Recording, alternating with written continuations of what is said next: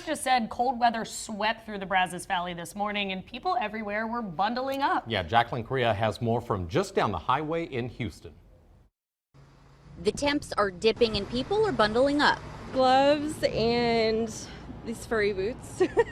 Brandy Hendricks' scooter is her only ride. She admits she wasn't fully prepared for this cold front. Actually, I should have put on a coat. I was thinking I just put on a thick sweater and I really misjudged that one. Elizabeth Orozco welcomes the sudden change. It's been really hot and humid, so I actually like the cold.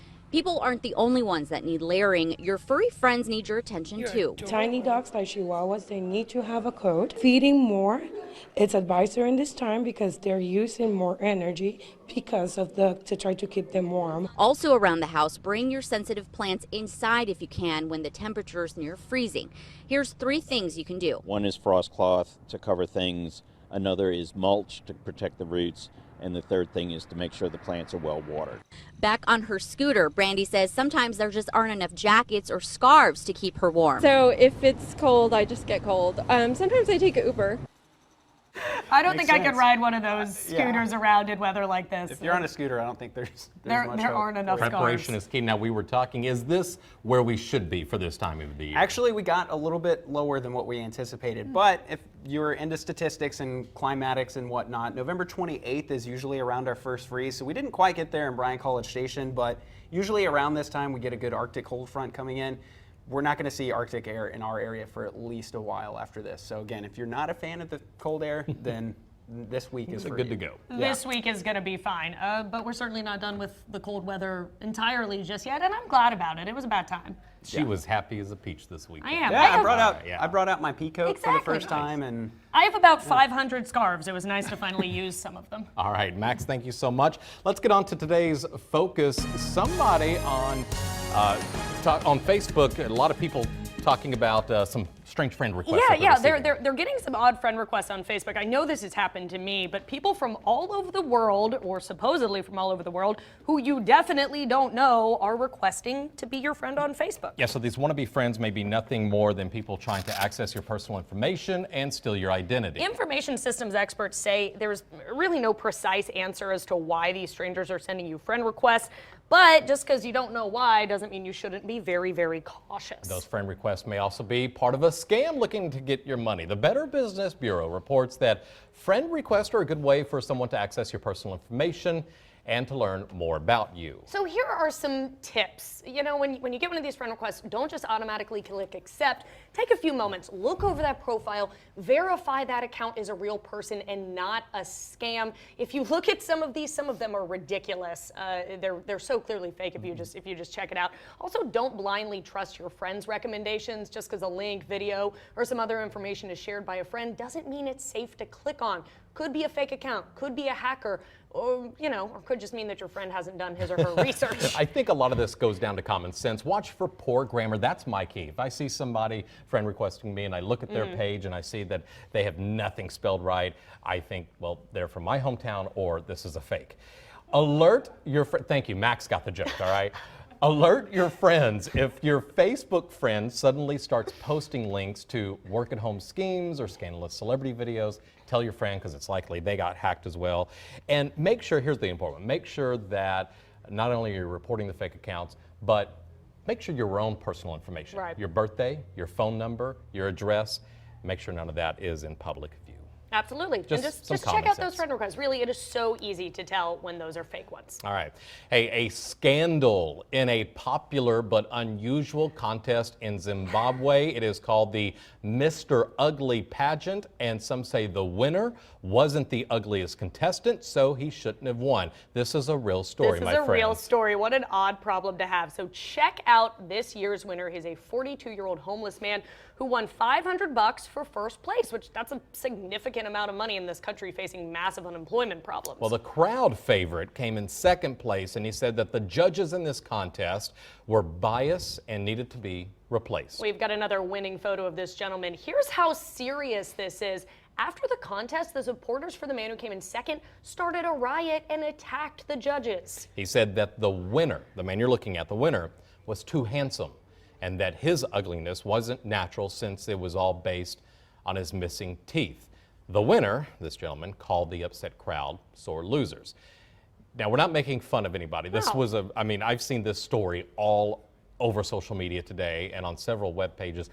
And the show's organizer says that he created this contest, this pageant, back in 2012 to celebrate beauty in ugliness. And it's, like you said, $500. That goes quite a long way Sure. in Hey, Zimbabwe. absolutely, that goes quite a long way. And there. And there he is, and they're upset maybe about Kathleen, we just have to leave it there. I don't think there's going to be a recount on that one. Hey, so this holiday season, there's a lot of celebration, and often with that celebration comes a lot of spending. Absolutely, and it may not be the reason for the season, but a lot of folks take it as an excuse to shop more than usual. Who me? Especially people who could be classified as shopaholics. Yes, psychologists say that's a real thing. It's called compulsive buying disorder. Researchers estimate that up to 6% of people are so-called shopaholics. And honestly, looking over this story, I absolutely have some of these qualities.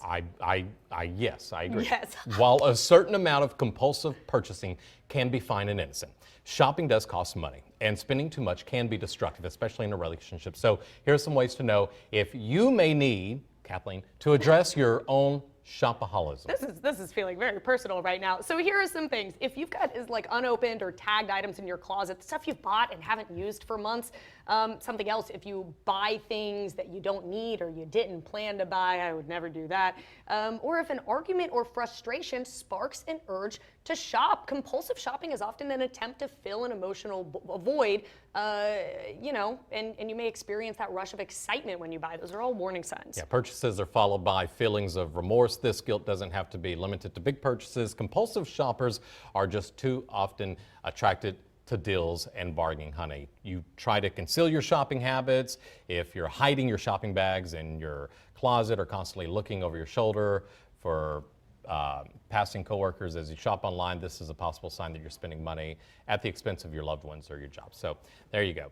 If you feel anxious on the days that you don't shop, then you got a problem. Sure, there are a lot of warning signs. Right? Yeah, I absolutely checked off some of these, which can be a serious thing if you're getting to the point where it is affecting your finances in a certain way. I don't feel like I'm at that point, but Rusty, you keep an eye on me. It all starts with admitting you have a problem. Admitting you have a problem. No more denial here. Hey, this year's student bonfire is set for tomorrow night. It is. Admission to this year's burn will be charged per vehicle, not per person, and the earlier you get there, the cheaper it is. The gates open at noon with free admission. Then at 4 o'clock, they will be charging $10 a vehicle. If you wait until 6 o'clock, that's going to be $20 for each vehicle coming in. The burn night speaker will begin at 8:30. This year it's Brian Gamble. He's a former Aggie football player. He earned the Big 12 Freshman of the Year award back in '99, and then at 8:50 is when the burn begins. There's also a yell practice at Kyle Field tomorrow night at 7, so a lot of people expect to go from the yell practice out to the bonfire site there on Old Hearn Road, just north of